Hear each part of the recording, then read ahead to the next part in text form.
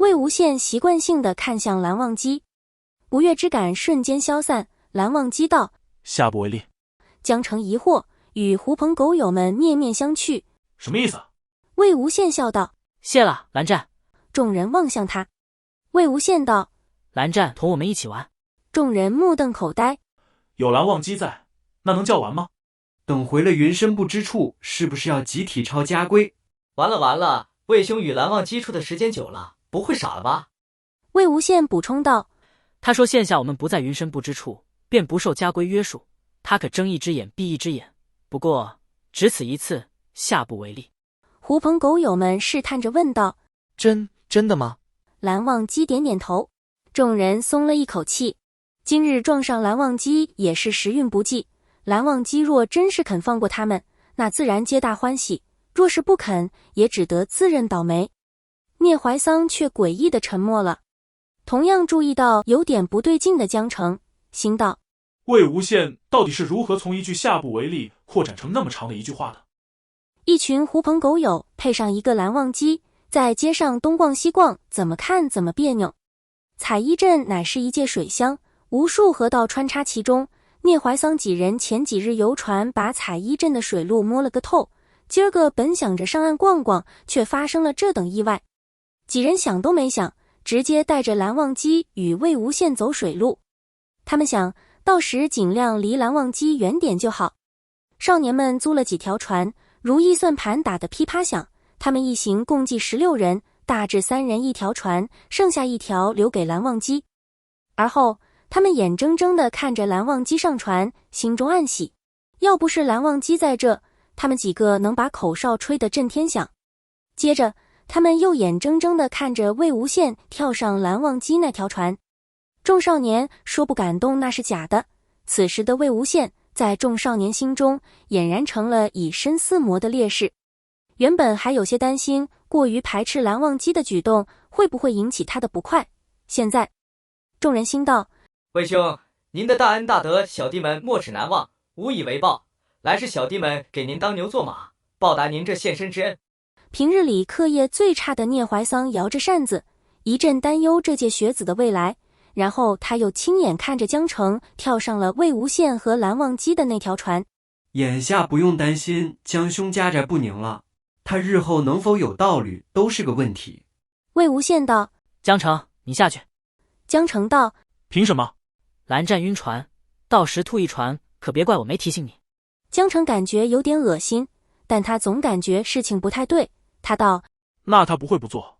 蓝湛他舍不得离开我。江澄感觉更恶心了，跳上了另一条船。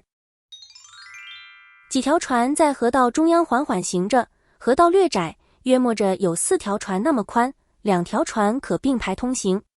魏无羡和蓝忘机那条船在最后，与众人拉开了有一段距离。少年们也慢慢放开，嬉闹起来。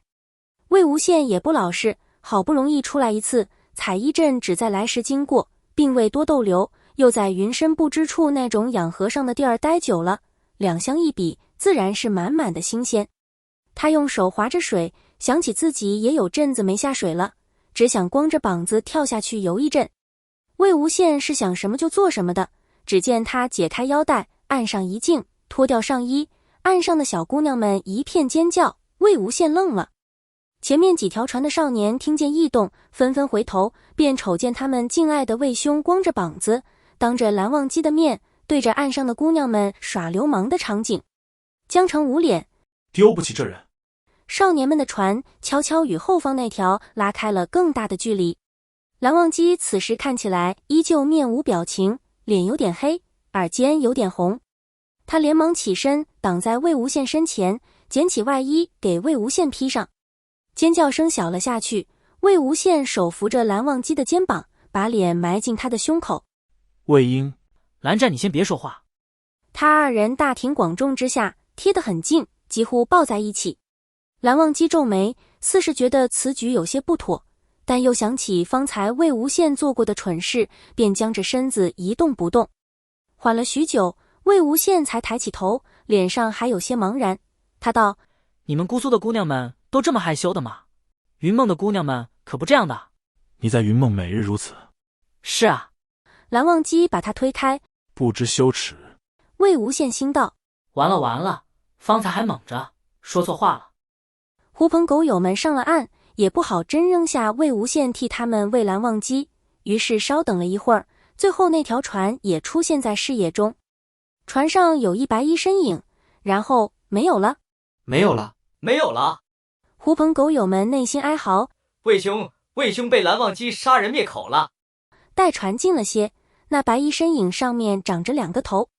慢慢的，他们敬爱的魏兄的声音也传了出来。好了，蓝湛你别气了，露个膀子而已，干嘛计较这么多？蓝二公子，蓝湛你看看我啊，我保证以后再也不这样了，好不好？不光在云深不知处，在姑苏不这样，我在云梦也不光着身子下水了，好不好？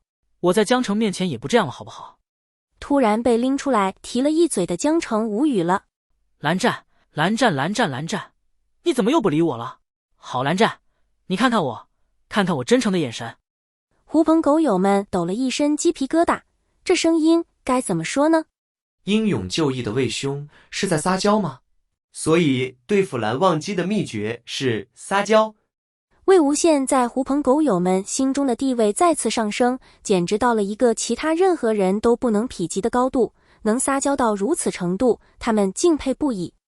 只见那船靠了岸，黑衣的那个紧靠着白衣的那个，拉着手在他耳边絮叨个不停。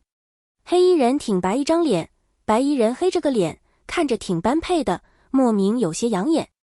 狐朋狗友们神飞天外，魏无羡此时心里却叫苦不迭。这一路都没哄好蓝湛，回去指不定怎么样呢。江城麻木了，聂怀桑麻木了，众狐朋狗友们也已经麻木了。自上岸以后，魏无羡一路蓝湛长蓝湛短，连蓝二哥哥这等称谓都招呼上了，他们已经见怪不怪了。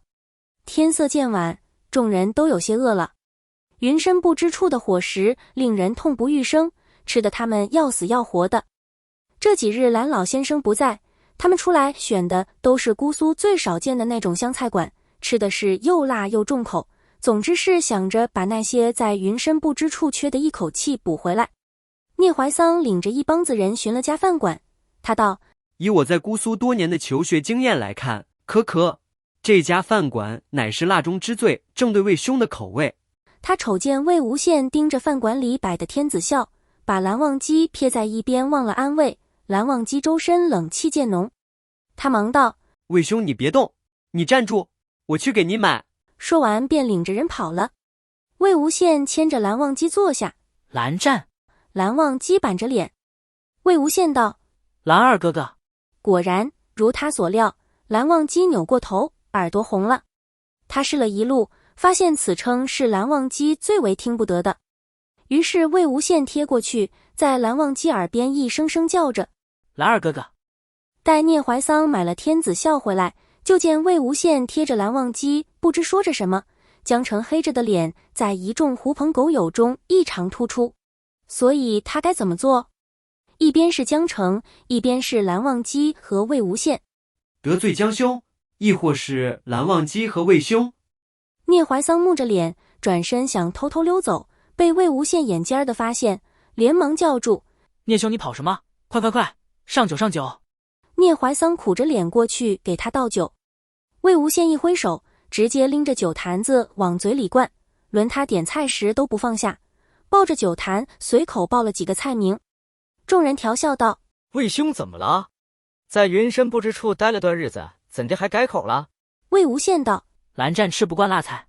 他们看看魏无羡，又悄咪咪的去瞄蓝忘机。果真见蓝忘机那表情似是缓下来不少，周身暖和下来，心道：怨不得魏兄能活下来，这功课做的自愧不如啊。俗话说得好，饭桌如战场，也不是菜不够，几个少年聚在一起，图的就是那争争抢抢的乐趣。